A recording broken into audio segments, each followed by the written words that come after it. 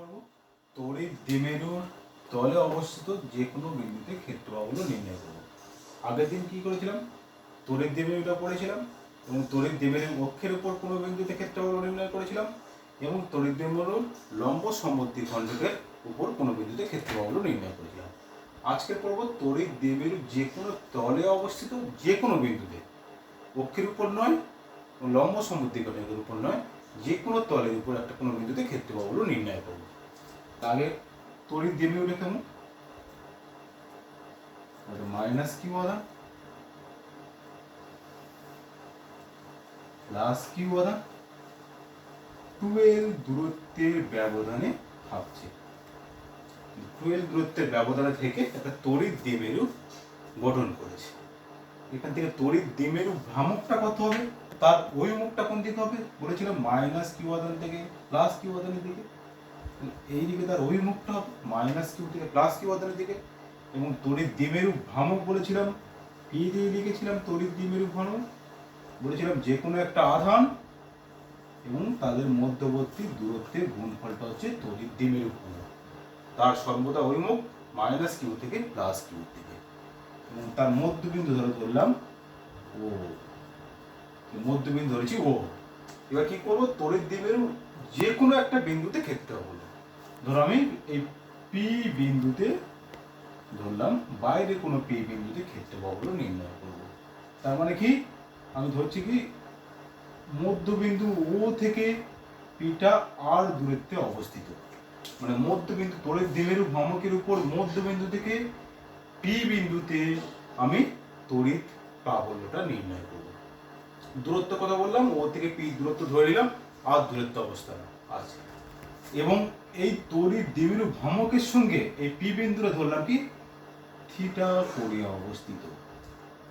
তাহলে কি বলতে পারবো, পি এর অবস্থানটা কি বলতে পারবো, পি এর অবস্থান ভেক্টরটা তড়িৎ দ্বিমেরু ভ্রামকের ও বিন্দুর সাপেক্ষে কত বলতে পারবো, আর থিটা। এটা আর দূরত্বটা থিটা কোণ করেছে আর থিটা। আর আমি এখানে কি করব, আমাদের লক্ষ্য পি বিন্দুতে ক্ষেত্র প্রাবল্যটা নির্ণয় করব। তাহলে কি দেখতে পাচ্ছি, তড়িৎ দ্বিমেরু ভ্রামক তার অভিমুখটা মাইনাস কিউ থেকে প্লাস কিউ দিকে, তাই তড়িৎ দ্বিমেরু ভ্রামকটা এই দিকে অবস্থিত, এবং তড়িৎ দ্বিমেরু ভ্রামকের সঙ্গে এই যে রেখাটা থিটা কোণ করে আছে। তাহলে তড়িৎ দ্বিমেরু ভ্রামকের দুটো উপাংশে ভাগ করব, যেহেতু এই দিক বরাবর থিটা কোণ করে আছে, তাহলে এই দিকের উপাংশটা কত হবে, পি দিয়ে লিখেছি পি কস থিটা। তাহলে তড়িৎ দ্বিমেরু ভ্রামকটা এই দিকের উপাংশটা পেলাম পি কস থিটা। তাহলে এর একটা লম্ব উপাংশ পাবো, লম্ব উপাংশটা কোন দিকটা হবে, লম্ব উপাংশটা এই দিকটা হবে। এই লম্ব উপাংশটা কত হবে, যদি পি কস থিটা হয় তাহলে এটা অবশ্যই পি সাইন থিটা হবে। তাহলে এই দিকে পেলাম পি সাইন থিটা। বোঝা গেল, এই তড়িৎ দ্বিমেরু ভ্রামক মানে এই পি ভেক্টরটাকে, পি ভেক্টরটা মানে তড়িৎ দ্বিমেরু ভ্রামককে আমরা দুটো উপাংশে ভাগ করেছি, একটা এই দিক বরাবর উপাংশে ভাগ করেছি পি কস থিটা, একটা এই দিক বরাবর উপাংশে ভাগ করেছি পি সাইন থিটা। এবার খেয়াল করো, এই পি কস থিটা কি তড়িৎ দ্বিমেরু ভ্রামকের একটা উপাংশ, এই পি কস থিটা উপাংশটা এই দিক বরাবর অবস্থিত, কারণ ও পি বরাবর অবস্থিত। এই পি কস থিটা মানে তড়িৎ দ্বিমেরু ভ্রামকের পি কস থিটা উপাংশটার সাপেক্ষে পি বিন্দুটা কোথায় অবস্থিত, তার অক্ষের উপর অবস্থিত। তাহলে কি হবে, পি কস থিটা উপাংশ কোন দিকে অবস্থিত, পি কস থিটা উপাংশটা, তাহলে বললাম কি পি কস থিটা উপাংশটা সাপেক্ষে, পি কস থিটা উপাংশের সাপেক্ষে পি বিন্দু, পি বিন্দুটি কোথায় অবস্থিত, অক্ষের উপর অবস্থিত।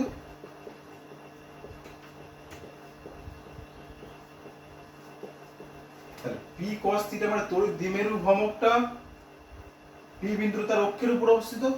তাহলে ওই পি কস থিটা উপাংশের জন্য পি বিন্দুতে ক্ষেত্র প্রাবল্য কত হবে, যেহেতু অক্ষের উপর অবস্থিত ক্ষেত্র প্রাবল্য বের করে পেরেছিলাম, তার সূত্রটা আবার ডিরেক্ট বসিয়ে দেবো, 1/4 পাই এপসাইলন 0 2p/r কিউব। তাহলে 2pটা কি, এখানে 2p ছিল, তাহলে এখানে কি পেয়েছি, p cos থিটা উপাংশ পেয়েছি। তাহলে এগুলো জাস্ট হবে শুধু 2p cos থিটা। ক্লিয়ার? তাহলে এই p বিন্দুতে ক্ষেত্রফল ওই মুখ কোন দিকে হবে, আমি p বিন্দুতে নির্ণয় করছি, তাহলে ওই মুখটা তার এই দিকটা হবে। নাম দিলাম ধরো এটা ই আর নাম দিলাম, তাহলে এটা ক্যাপ হবে, আর ক্যাপ ধরে নাও এটা আর ক্যাপ, পি বিন্দুর দিকে আর ক্যাপ। ক্লিয়ার? তাহলে পি কি cos থিটা উপাংশটা, পি বিন্দুটা কোথায় অবস্থিত হয়েছে, অক্ষের উপর অবস্থান করার জন্য সূত্রে ফেলে দিয়েছি। এবার খেয়াল দাও আরেকটা উপাংশ পি সাইন থিটা উপাংশ। পি সাইন থিটা উপাংশ পি বিন্দুর সাপেক্ষে কেমন, লম্ব সমদ্বিখণ্ডকের উপর অবস্থিত, মানে পি সাইন থিটার সাপেক্ষে পি বিন্দুটার অবস্থান কেমন, পি সাইন থিটা উপাংশটি বা উপাংশের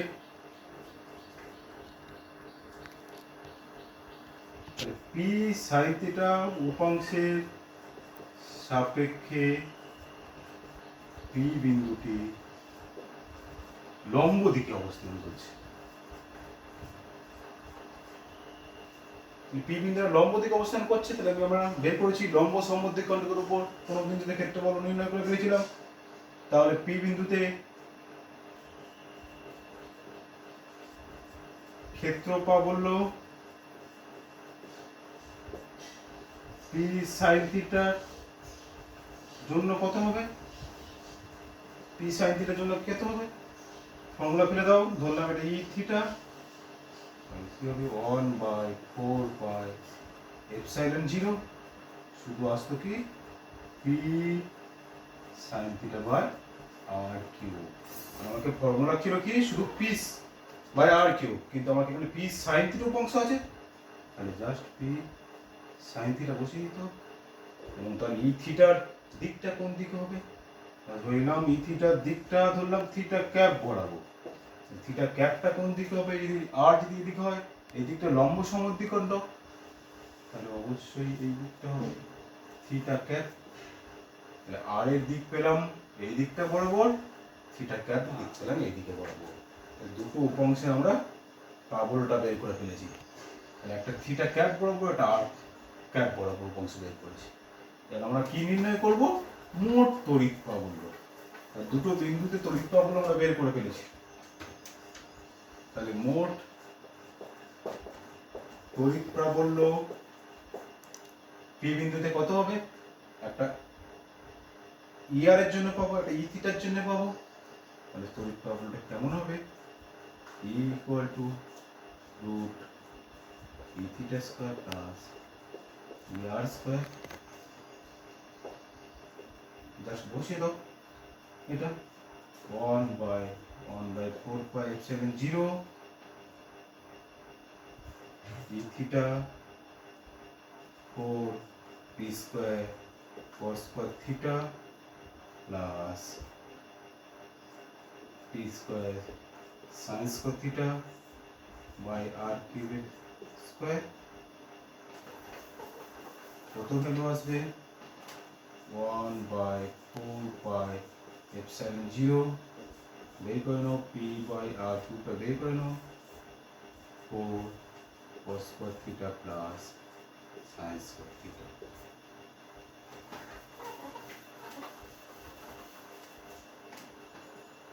কি আছে 4πε0 p বাই r কিউব, এটা জাস্ট cos স্কয়ার থিটা বা sin স্কয়ার থিটা যে কোনো একটা টার্ম বের হবে, এটা আসবে কি 3 cos স্কয়ার থিটা প্লাস 1।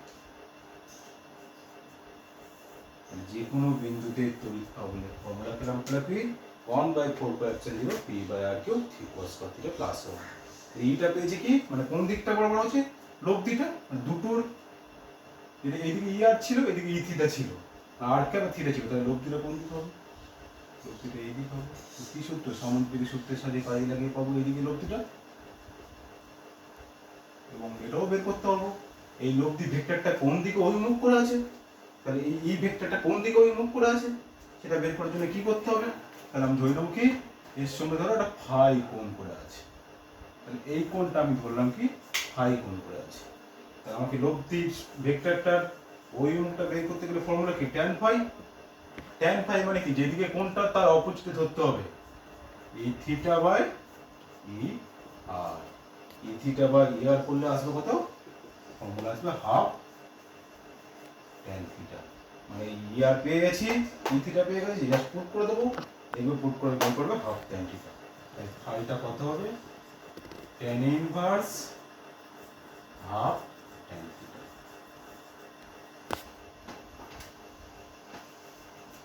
তাহলে আমাদের মনে রাখতে হবে কি তড়িৎ দ্বিমেরু যে কোনো একটা বিন্দুতে ক্ষেত্র বলে রাশি মানে হচ্ছে এই ফর্মুলাটা, এবং এই যে তড়িৎ পাবলোটা কোন দিকে অভিমুখ করে আছে এত কোণ করে আছে। এবার নেক্সট থিওরিতে আসবো। নেক্সট থিওরি কি বলছি, তড়িৎ দ্বিমেরুর উপর অনেকগুলো থিওরি, তিনটে থিওরি করে করা হয়ে গেছে। কক্ষের উপর অবস্থিত করেছি, তড়িৎ দ্বিমেরুর সমদ্বিখণ্ডকের উপর করেছি, যে কোনো বিন্দুতে ক্ষেত্রফল নির্ণয় করেছি। এবার কারণ কি সুষম তড়িৎ ক্ষেত্রে অবস্থিত তড়িৎ দ্বিমেরুর উপর ক্রিয়াশীল টর্কের মান বের করবো, কতটা টর্ক প্রযুক্ত হচ্ছে তড়িৎ দ্বিমেরুর উপর সেটা আমরা ক্যালকুলেট করবো। তাহলে ফার্স্ট আমরা ভেবে নিই, এটা মাইনাস কিউ আধান প্লাস কিউ আধান 2l দূরত্বের ব্যবধানে থেকে একটা তড়িৎ দ্বিমেরু ভ্রামক গঠন করেছে। মাইনাস কিউ আধান প্লাস কিউ আধান তড়িৎ দ্বিমেরু ভ্রামক গঠন করেছে, ধরো এই থেকে এই বিন্দু থেকে, তো একটা নাম দাও এ আর একটা বি বিন্দু। তাহলে এ বি বিন্দুর যে তড়িৎ দ্বিমেরু ভ্রামকটা, তড়িৎ দ্বিমেরু ভ্রামকটার ফর্মুলা কি পেয়েছিলাম, পি ইন্টু লিখেছিলাম কিউ ইন্টু 12। তড়িৎ দ্বিমেরু ভ্রামক যদি ভেক্টর আসি তাহলে এর অভিমুখ কোথায়, মাইনাস কিউ থেকে প্লাস কিউ আধানের দিকে। এই তড়িৎ দ্বিমেরু ভ্রামকটাকে একটা সুষম তড়িৎ ক্ষেত্রে রেখেছি। সুষম তড়িৎ ক্ষেত্রটা কেমন জিনিস, সমস্ত বিন্দুতে তড়িৎ ক্ষেত্রের প্রাবল্যের মান সমান হবে, সেই রকম তড়িৎ ক্ষেত্রের উপর একটা তড়িৎ দ্বিমেরু ভ্রামককে বসানো হয়েছে। ধরো আমি বললাম এইরকম, ধরো একটা সুষম তড়িৎ ক্ষেত্র, মানে এই দিকে তড়িৎ ক্ষেত্রে সব ওইমুখ, বড় রেখা সব ওইমুখ, বড় রেখা পড়ে ফেলেছি, তাহলে এই দিকে এরকম সুষম তড়িৎ ক্ষেত্রে ওইমুখ। ধরলাম কি এই তড়িৎ ক্ষেত্রের সাথে আমি থিটা কোণ করে রয়েছি, মানে যে সুষম তড়িৎ ক্ষেত্রে শুধু একটা ধরে ধরো, ভাবনা আরো সুবিধা হবে। ধরো আমি কি বললাম, এটা ধরো মাইনাস কিউ আধান প্লাস কিউ আধান, এইটুকু দূরত্বের ব্যবধান লিখেছি 12, এর সঙ্গে আমি ধরলাম কি থিটা কোণে আবদ্ধ আছে। মানে কি বললাম, এই সুষম তড়িৎ ক্ষেত্রটা ধরি ই লিখি, ই এর সঙ্গে পিটা মানে পি এইদিকে, পি মানে এটা p into q into 12, minus q আধান থেকে প্লাস কিউ আধানের দিকে, এই দুটোর সঙ্গে দুটো থিটা কোণ করে আছে। যদি থিটা কোণ করে থাকে তাহলে এই দুটো বিন্দুতে একটা বল অনুভব হবে। ধরে এই এ বিন্দু লিখেছিলাম, এটা বি বিন্দু লিখেছিলাম, এ বিন্দুতে বি বিন্দুতে বল অনুভব হবে, মানে দুটো বিপরীত আধানের জন্য বলটা কি কাজ করছে, ই তড়িৎ প্রাবল্য বল কাজ করছে। সেই জন্য কি হবে, এইদিকে একটা বল পাবো, যেটা ক্লাস 11-এ পড়েছি, মাইনাস কিউ ই বল পাবো। এইদিকে কি বল পাবো, প্লাস কিউ ই বল পাবো। তাহলে দুটো বিন্দুতে মাইনাস কিউ আধানের জন্য কিউ বল পাবো, এইদিকে প্লাস কিউ আধানের জন্য কি পাবো, কিউ প্লাস কিউ ই বল পাবো। এই দুটো বল কি করবে, এই তড়িৎ দ্বিমেরু ভ্রামকটাকে ঘুরিয়ে দেবে, একটা ঘূর্ণনের সৃষ্টি করবে। তাহলে তড়িৎ দ্বিমেরু এইদিকে ঘোরানোর চেষ্টা করবে, এইদিকে ঘোরানোর চেষ্টা করবে, তাহলে ঘূর্ণনের সৃষ্টি হবে, মানে একটা টর্কের সৃষ্টি হবে। তোমরা আগের ক্লাসে পড়েছিস, মানে দুটো বিন্দুতে বলের মান বিভিন্ন হওয়ার জন্য, ওই মুখটা বিভিন্ন হওয়ার জন্য তাহলে একটা টর্কের সৃষ্টি করবে, না দ্বন্দ্ব সৃষ্টি করবে, সেই টর্কটা আমাকে ক্যালকুলেট করতে হবে। তাই টর্কের মান তোমরা পড়েছ, টর্ক মানে কি লেখো, টাও লেখা হয়, টাও লেখো। টাও মানে কেমন জানো, জানো কি, বল ইনটু দুটো আধানের মধ্যে লম্ব দূরত্ব, দুটো আধানের মধ্যে ক্রিয়াশীল লম্ব দূরত্ব। লম্ব দূরত্ব কতটুকু, লম্ব দূরত্ব মানে কেমন,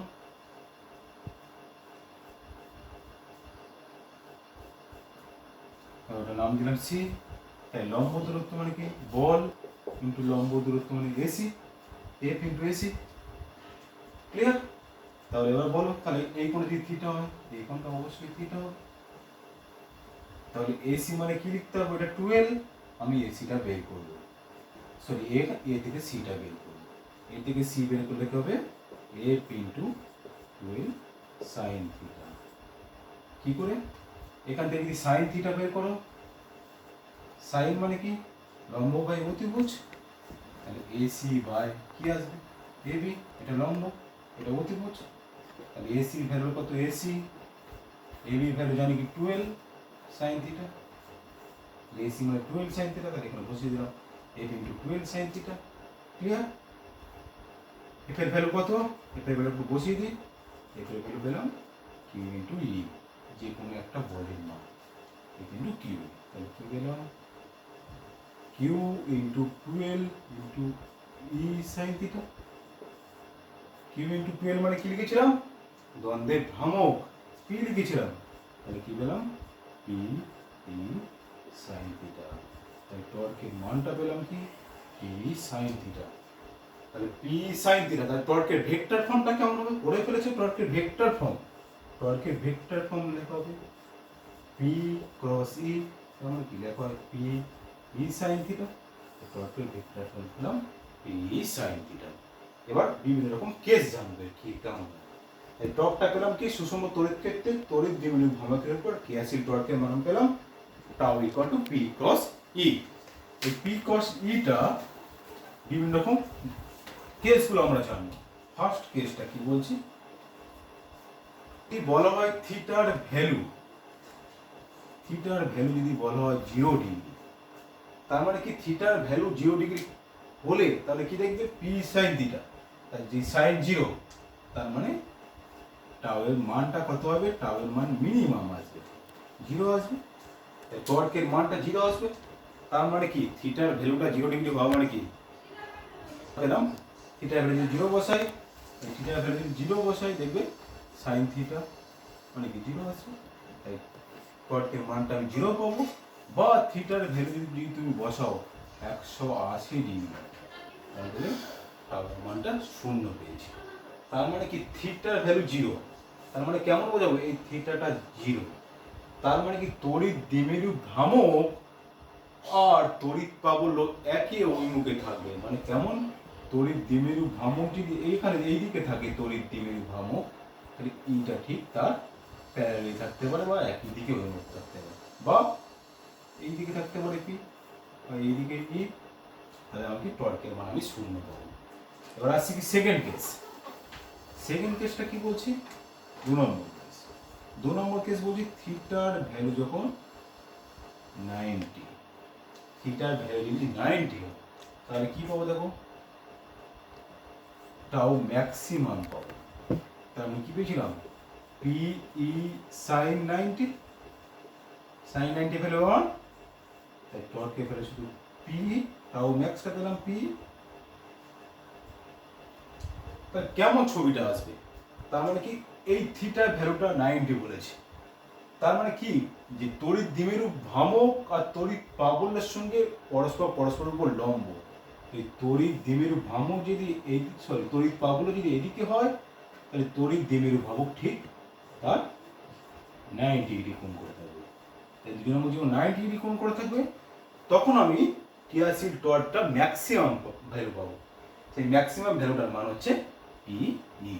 আর যখন 0 বা 180 ডিগ্রি থাকবে টর্কের ভ্যালু 0 পাবো, তখন বলবো টর্কে আমি মিনিমাম ভ্যালু পেয়েছি, আমি নির্ণয় করবো। মানে তড়িৎ দ্বিমেরু কি ঘোরাতে আমরা কতটা কী দেওয়া চলবে, আমি ড্র করে ফেলেছি। তড়িৎ দ্বিমেরু ভ্রামক নিয়েছি কিউ প্লাস কিউ, আর তড়িৎ দ্বিমেরু ভ্রামকরণ করেছি। তড়িৎ দ্বিমেরু ভ্রামকের অভিমুখ কত, মাইনাস কিউ আধান থেকে প্লাস কিউ আধানের দিকে।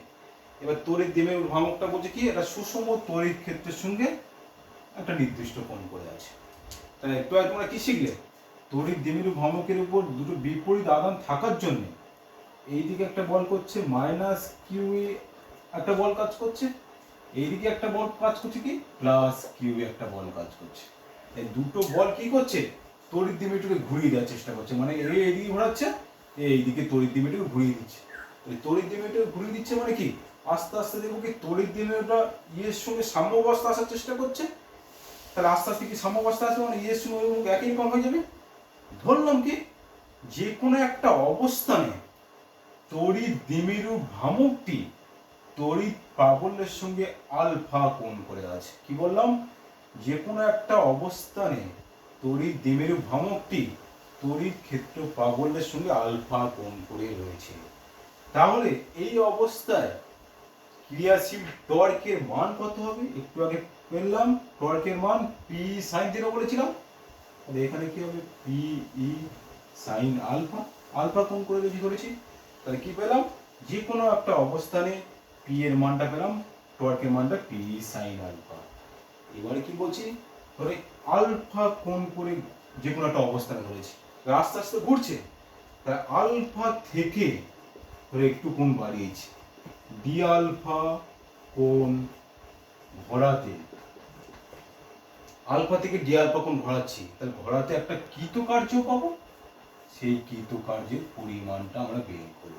তাহলে কি বললাম? ফার্স্ট ভালো বোঝো, এই মাইনাস কিউ আদান প্লাস কিউ আদানের জন্য দুদিকে দুটো বল কাজ করছে। কি করছে? এই তড়িৎ দ্বিমেরু ভ্রামকটাকে ঘুরিয়ে দিচ্ছে। এই তড়িৎ দ্বিমেরু ভ্রামকটা ঘুরিয়ে দিচ্ছে, আমি ধরলাম কি যে কোনো একটা অবস্থানে ই এর সঙ্গে আলফা কোণ করে রয়েছে। এবার তড়িৎ দ্বিমেরু সেই অবস্থানে টর্কের মানটা পেয়ে গেছে। এবার কি করছে? এই তড়িৎ দ্বিমেরু ভ্রামকটা কি করছে? আলফাটা কি করছে? ডি থেকে আলফা থেকে ডি আলফা কোণে ঘোরাচ্ছি। ডি আলফা থেকে একটু বেশি করে ঘুরিয়েছি, তার জন্য কৃতকার্য বেশি, সেই কৃতকার্যের মানটা আমি বের করবো। তা ডি ডাব্লু কি আসবে? টাউ ডি আলফা, এটা কৃতকার্যের ভ্যালু। আলফা থেকে ডি আলফা ঘোরাচ্ছি, D W tau D alpha. তাহলে সম্পূর্ণটা ঘোরাতে কতটা কৃতকার্য হবে? ইন্টিগ্রেশন ডি ডাব্লু, সেটা আসবে W integration tau D alpha. তার মানে কি টাউ এর ভ্যালু কি পেয়েছো? P E sine theta sine alpha D alpha. এবার আমি বলছি কি, ধরো তড়িৎ দ্বিমেরু ভ্রামকটি 0 থেকে থিটা কোণে ঘোরাচ্ছি, থিটা কোণে ঘোরাতে কৃতকার্য বের করব। কৃতকার্য বের করে ফেলেছি, তাহলে 0 থেকে থিটা কোণে শুধু কৃতকার্য বের করবো। তাহলে কি আসবে? শুধু লিমিটটা চেঞ্জ করে দেবো। আলফার ভ্যালু 0 থেকে কত আসবে? আলফার value theta, P E sine alpha D alpha. ইন্টিগ্রেশনটা করে ফেলো। ইন্টিগ্রেশনটা করলে কত আসবে? পিটা বাইরে চলে এলো, sine alpha D alpha, sine alpha D alpha, sine alpha D alpha ফেলে কি? P 0 to theta sine alpha integration minus cos alpha, এটা বসিয়ে দাও 0 টু থিটা, তাহলে p E minus cos theta minus of cos 0, তাহলে কি পেলাম? PE 1 cos 0 value 1 minus cos theta. তাহলে কৃতকার্যের ভ্যালুটা কি পেলাম? একটা তড়িৎ দ্বিমেরু ভ্রামককে 0 থেকে থিটা করে ঘোরাতে কৃতকার্য পেলাম W = PE 1 minus cos theta. Clear? তড়িৎ দ্বিমেরু ভ্রামককে কৃতকার্য পেলাম W = PE 1 minus cos theta. এবার এই তড়িৎ দ্বিমেরু ভ্রামককে আমি ধরো 0 থেকে, মানে থিটার ভ্যালু 0 থেকে 90 ডিগ্রি কোণে ঘোরাবো। তার মানে কি তড়িৎ দ্বিমেরু ভ্রামককে 0 থেকে থিটা 90 ডিগ্রি কোণে যদি ঘোরাই, তাহলে কৃতকার্যের ভ্যালুটা কত পাবো? তাই W = দেখো PE 1 মাইনাস কি আসবে? cos 90। cos 90 এর ভ্যালু কত পেয়েছো? cos 90 এর ভ্যালু আমরা জানি কি 0। তাহলে শুধু পি, তাহলে কৃতকার্যের ভ্যালু পাবো PE। তাহলে 0 থেকে শুধু থিটা 90 ডিগ্রি ঘোরাতে কৃতকার্যের ভ্যালু পেলাম W = PE। এইবার তো সেকেন্ড কেস বলছি। সেকেন্ড কেসটা কি বলছে? তড়িৎ দ্বিমেরু ভ্রামকটাকে 0 থেকে থিটা = 180 ডিগ্রি যদি কোণে ঘোরায়, তাহলে তড়িৎ দ্বিমেরু ভ্রামকটার কৃতকার্যটা কত হবে? মানে 0 ডিগ্রি থেকে তড়িৎ দ্বিমেরু ভ্রামককে 180 ডিগ্রি কোণে ঘোরাচ্ছি, তাহলে কৃতকার্যের ভ্যালু কত হবে? পি ই 1 মাইনাস কস 180, 1 মাইনাস কস 180, কস 180 ভ্যালু কত মাইনাস 1, তাহলে পাবো কি 2 পি ই, তাহলে কৃতকার্যের ভ্যালু পেলাম 2 পি। তার মানে কি 0 থেকে 90 ডিগ্রি ঘোরাচ্ছি তখন কৃতকার্য পেলাম পি ই, কিন্তু তার 180 ডিগ্রি যদি কোণে ঘোরাই তার 2 পি, মানে আগের কৃতকার্যের দ্বিগুণ কৃতকার্যটা আমরা লাভ করব। নেক্সট কাজটা তড়িৎ দ্বিমেরুর জন্য স্থিতিশক্তি ক্যালকুলেট করব। এই দুটো থিওরি কিন্তু তোমাদের বইতে নেই। আগে যে থিওরিটা তড়িৎ দ্বিমেরুর জন্য কৃতকার্য, তড়িৎ দ্বিমেরুর জন্য স্থিতিশক্তি, ভালো করে পড়বে। তড়িৎ দ্বিমেরুর জন্য স্থিতিশক্তিটা আমরা ক্যালকুলেট করছি। আমরা একটু আগে জেনে ফেলেছি কি তড়িৎ দ্বিমেরুকে ঘোরাতে কতটা কৃতকার্যের মান হয় আমরা বের করে ফেলেছি। সেই কৃতকার্যের মানটা আমরা কি পেয়েছিলাম, W ইকুয়াল টু পেয়েছিলাম দেখো p E sine alpha D alpha, কারণ আলফা কোণে আনত ছিল তার জন্য কৃতকার্যটা আমরা পেয়েছিলাম কি W equal to p E sine alpha D alpha. এবার করবো কি এই তড়িৎ দ্বিমেরু ভ্রামকটা আমরা যে আলফার ভ্যালু 90 ডিগ্রি থেকে আলফা ইকুয়াল টু থিটা কোণে যদি ঘোরায়, মানে 90 ডিগ্রি থেকে বললাম এই যে আলফার ভ্যালুটা মানে কি তড়িৎ দ্বিমেরুটাকে 90 ডিগ্রি থেকে থিটা কোণে যদি বিক্ষিপ্ত করি, মানে থিটা কোণে যদি ঘোরায়, তার জন্য যে কৃতকার্যটা কত পাবো আমরা দেখবো। সেই কৃতকার্যের ভ্যালুটা কত হবে, আলফার ভ্যালু কত থেকে 90 ডিগ্রি থেকে আলফার ভ্যালু থিটা কোণে আমরা বিক্ষিপ্ত করব। তাহলে আলফা কোণ থেকে 90 ডিগ্রি থেকে থিটা কোণ যদি বিক্ষিপ্ত করি তাহলে কি পাবো, p sine alpha D alpha. তার ভ্যালুটা আমরা কি ক্যালকুলেট করে ফেলি, p E minus cos alpha 90 degree থেকে থিটা, তাহলে এটা পাবো কি দেখো মাইনাস পি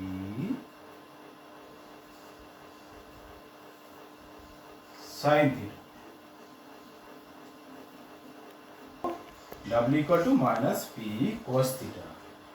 এই কৃতকার্যটা তড়িৎ দ্বিমেরুর উপর স্থিতিশক্তি হিসাবে সঞ্চিত থাকবে। তাহলে কি বললাম, তড়িৎ দ্বিমেরুটাকে 90 ডিগ্রি থেকে যে কোনো একটা থিটা কোণে ঘুরিয়েছি, তার জন্য যে কৃতকার্যটা পেয়েছি সেটাই তড়িৎ দ্বিমেরুতে স্থিতিশক্তি হিসাবে সঞ্চিত থাকবে। সঞ্চিত স্থিতিশক্তি রাশিমালা ধরে আমি পোটেনশিয়াল এনার্জি আমরা ইউ দিয়ে এখান থেকে বিয়োগ করছি পোটেনশিয়াল এনার্জি। পোটেনশিয়াল এনার্জিটা কি পেলাম, minus P E cos theta. তাহলে ভেক্টর ফর্ম কেমন হবে, তাহলে ভেক্টর ফর্ম স্থিতিশক্তির ভেক্টর ফর্মটা কেমন হয়, U equal to minus P dot E, এই dot product P cos theta, এটা হচ্ছে ভেক্টর ফর্ম। এবং এটা আমরা কি পেলাম, কৃতকার্যে যে রাশিমালাটা পেলাম পি কস থিটা, সেটাই তড়িৎ দ্বিমেরুতে স্থিতিশক্তি হিসেবে সঞ্চয় থাকবে। তার রাশিমালা পেলাম U equal to minus P cos theta, তার ভেক্টর ফর্মটা পেলাম U equal to minus P dot E. এখন দেখো থিটার ভ্যালু আস্তে আস্তে আমি বাড়াবো, থিটার ভ্যালু 0 থেকে 180 ডিগ্রিতে আমি আস্তে আস্তে আনবো। তাহলে থিটার ভ্যালু যদি আমি প্রথমে জাস্ট শুরু করছি, থিটার ভ্যালু যখন 0 ডিগ্রি দিচ্ছি, মানে কেসগুলো আমরা দেখছি কি কি কেস হতে পারে। থিটার ভ্যালু যখন 0, তার মানে cos 0, তাহলে থিটার ভ্যালু যদি cos 0 হয় তখন স্থিতিশক্তি রাশিমালাটা কেমন হবে, পি cos 0। তাহলে পি cos 0 কে মাইনাস পি শুধু পি, তাহলে পেলাম থিটা ইকুয়াল টু পি। এবার থিটার ভ্যালু যখন 90 ডিগ্রি, তাহলে থিটার ভ্যালু 90 ডিগ্রি করছে, তখন স্থিতিশক্তি দেখো minus P cos 90, cos 90 value 0, তাহলে ইউটা হচ্ছে 0। আবার থিটা দেখো 180 ডিগ্রি করবে, থিটা ভ্যালু যদি 180 ডিগ্রি করি তাহলে জাস্ট বসাবো ইউটা 180, পি cos 180, cos 180 ভ্যালু আবার 1, পি cos 180 মাইনাস 1, তাহলে দেখো শুধু পি ই। তাহলে পেলাম 0 যখন পেলাম স্থিতিশক্তি minus P, theta equal to 90 তে পেলাম 0, থিটা ইকুয়াল টু 180 ডিগ্রি পেলাম পি। তার মানে কি থিটা থেকে যদি 180 ডিগ্রি যদি ঘোরায়, তাহলে থিটা থেকে তড়িৎ দ্বিমেরু ভ্রমণ থেকে থিটা ইকুয়াল টু 0 থেকে থিটা ইকুয়াল টু 180 ডিগ্রি যদি কোণে ঘোরাতে চাই, তার জন্য স্থিতিশক্তিটা কত পাবো, তার জন্য স্থিতিশক্তি মানে পি পেয়েছিলাম 180, P minus minus of P পাবো টু পি। আগে দেখো আগের কেসটা একটা ছিল কৃতকার্য, সেটা তার স্থিতিশক্তি বুঝে গেল। আগে দেখো কৃতকার্য দিয়েছিলাম থিটা থেকে 180 ডিগ্রি ঘুরিয়েছিলাম, তার জন্য কৃতকার্যটা আমরা ক্যালকুলেট করেছিলাম, সেখানে পেয়েছিলাম টু পি। এখানেও একই রকম যে স্থিতিশক্তিটা ক্যালকুলেট করলাম সেখানেও পেলাম টু পি। তাহলে আমাদের এখানে 4-5টা জিনিস আমরা করলাম তড়িৎ দ্বিমেরু ভ্রামকের উপর। তড়িৎ দ্বিমেরু ভ্রামকের রক্ষীর উপর কোনো বিন্দুতে ক্ষেত্রফল নির্ণয় করেছি, লম্ব সম্বন্ধী খণ্ডকের উপর কোনো বিন্দুতে ক্ষেত্রফল নির্ণয় করেছি, এবং যে কোনো একটা বিন্দুতে ক্ষেত্রফল নির্ণয় করেছি। 3টে জিনিস করেছি। আর এখানে কি করলাম, তড়িৎ দ্বিমেরুর উপর ক্রিয়াশীল টর্কের রাশিমালা বের করেছি 1 নম্বর, তড়িৎ দ্বিমেরুর উপর কৃতকার্যের মান বের করেছি, এবং তড়িৎ দ্বিমেরুর জন্য স্থিতিশক্তি আমরা ক্যালকুলেট করে ফেলেছি। এইগুলো তোমাদের ভালো করে পড়বে। এটা হচ্ছে তড়িৎ দ্বিমেরুর সমস্ত কিছু, সব কিছুই আছে।